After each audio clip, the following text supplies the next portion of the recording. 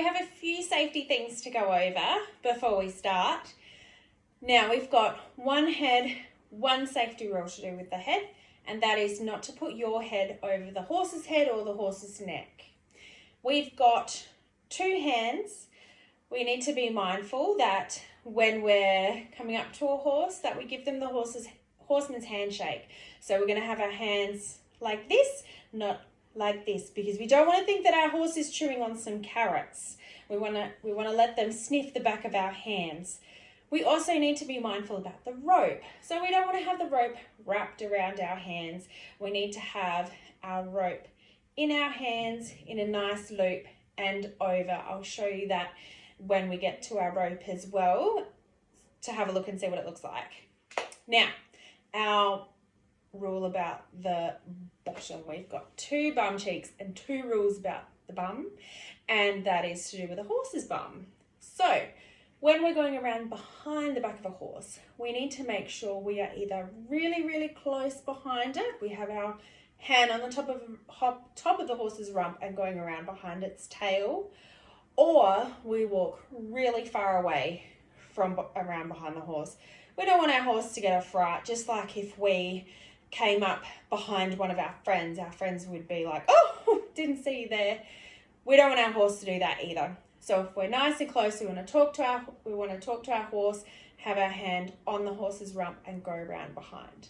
Right, on to 2 feet, 2 rules around the feet.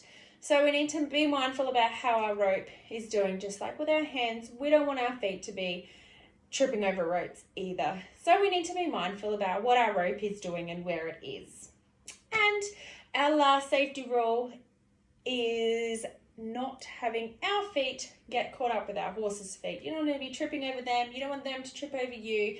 It's not great having a horse stand on your feet. So we're going to have our personal bubble and our horse is going to have their personal bubble. Okay, so we're going to focus now on the jelly belly breathing. This is going to take a few minutes, and I want everyone to do it. So if you're a carer or a parent or whoever has come along today, come and do this exercise with us. So when we're feeling really stressed, our adrenaline is up and our brain function is down. It's really hard to think clearly when we're feeling stressed. So what we want to do is have our adrenaline down so then we're able to think more clearly. When our adrenaline is up, we go into one of 4 ways. It might be flight, fight, freeze, or fawn. So we want to be able to reduce this and be thinking really clearly about whatever it is that we're doing next. So what we're going to start is we're going to start in a neutral body stance. So first of all, I just want you to take note of how you're feeling at the moment. So we're in our neutral body stance. Our feet are shoulder width apart. Our heels, we're going to push the weight into our heels, so our toes are nice and soft off the floor.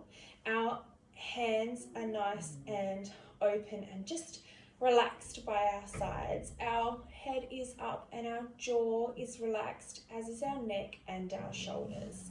We're going to make sure that we've got our central line coming down and down into the ground, and we're even on both sides. Now with the jelly belly breathing, we're going to focus on the breath out. If you feel safe enough or comfortable enough to do so, close your eyes during this exercise. Okay, when you breathe out, I want you to focus on the breath out. So we're going to breathe all the way out until we feel the drop in our body. Okay, let's go. Either looking out into the view or closing your eyes.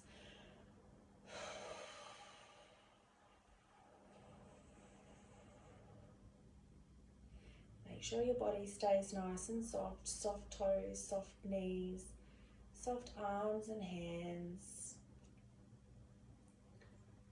Okay, just take a note of how your body is feeling, if it's feeling a little bit more relaxed, loose, soft tummy. Okay, this is a good exercise to do to help you reduce your adrenaline. So just over here we've got the car park. So the main road is just here. Cars come off, come around here, just past that four-wheel drive just there, and then come and park in front of the fence line just here. So have a fully enclosed arena for working in. And then over here I've got a tent for shelter from sun, wind, rain, all that sort of stuff.